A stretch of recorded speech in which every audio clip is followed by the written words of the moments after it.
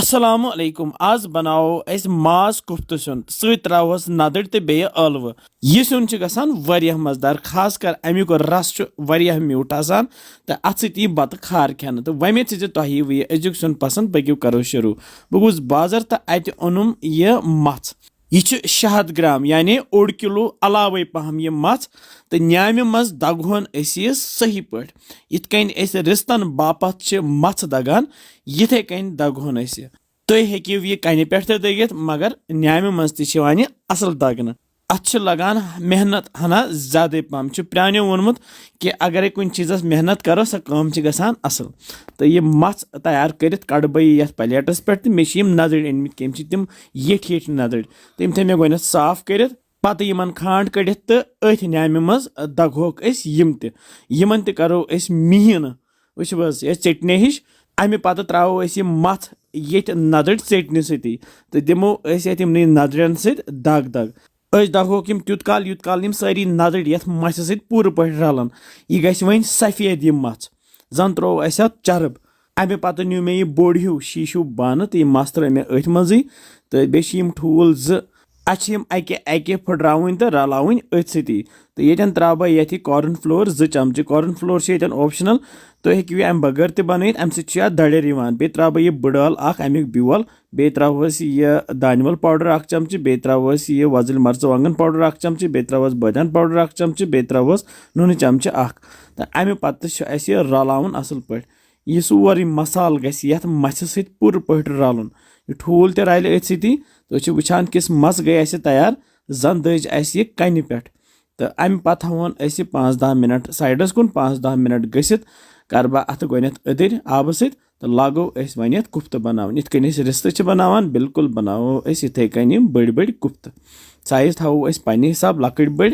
तो मे थे दरमियानस में न ज्यादा लकट न ज्यादा बड़ थे मे प्लेटस पे बे मिनिमम आलव 6 आलवन तुलो दिल थवोक छलित चुकित तो अस करो अत जीट जीट खाट इथे कन मे कर्मित अम पे जोल मे गैसस पे थो मे तव तय मज त्रा बह तिलस 2 क्रेंट बड़ ही यह बहन फल तेल इस्तेमाल करान तो हेकू कह तेल इस्तेमाल कर अम पे त्रा बह तिलस मजी नून चमचे ओड यह टिप अम सह पे पोस खसान क्या गाड़ तलन या कुफ्त तलन अगर तुम बासो कि तिलस पोस खसान तो अत रोन नून चमचे ओड अम सह पे पोस खसान क्या तो कुफ्त नसब त्रा बह मज नसब प्लेटस मज तो यम कुफ्त वन ये तिलस मज तलन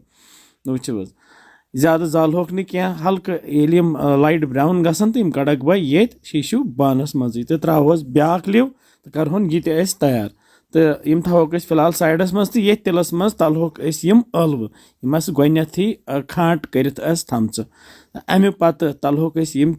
युथ यम अलव लाइट ब्राउन हिच गसन तुथी कड़क बह ये बानस मज तो ये तिलस मज त्रा बह 2 चमचे ओड बेम तेज पत 2 बेम सब्ज ٲलہٕ 3 हल्क तलहोक कैंसन सेकंडन ये तिलस मज अमे पे मे गंड 2 निकर थमित नुक नुक कर तो यम त्रे मे अथ मसाल सती तो तमो वो गंडस तलिन तो हल्क लाइट ब्राउन गि त्रो मसाल पे त्रो वजल मर्चवांगन पाउडर 2 चमचे लेदर चमचे 1 शोंठ पाउडर चमचे 1 बे त्रो दानवल पाउडर चमचे 1 तो बादान पाउडर चमचे 1 यह सोरे मसाल रलावन गंडस सती त्रोस यह रोहनस पेस्ट 2 चमचे मे रोहन दोगमुत न्याम मज यह त्रो मे अति बे त्रोस यह बड़ाल पाउडर 1 चमचे अम पे त्रो यह आब लीटर 1.5 ज्यादा आब त्रोस क्या बस 1.5 लीटर तो रलावन असल पे त्रोस 1.5 चमचे यह नून कूत तुम खेवान तमे हिसाब त्रो तुम बे त्रोस कुफ्त तो अलव तूर तो यह रलावन असल पे त्रोस नील मर्चवांगन क्या तो थवस पे ढकन करहोन यह 2.5 घंटस तैयार लथसी पे 1 घंटे गसित वो रस तट्योमुत तो कुफ्त तैयार गमज अलव तसेनियम रस कतर थो हना ज्यादा पहम तिकाज यह बतस खुन अत अमकिस रस ज्यादा मज तुह अगर यह चोच खुन या खुशक खुशक खुन तुम हेकू ये रस श्रोप्रित बे तो यह गे ज्यादा वजल तो बे ज्यादा मजेदार कमेंट सेक्शनस मज लेखान कि कत पे तुम वुचान तो किस तुम बसान सन सीन तो वमे तुह अजुक सुन पसंद आमुत इंशाल्लाह समको बे जल्दी बिहु रबस हवाल।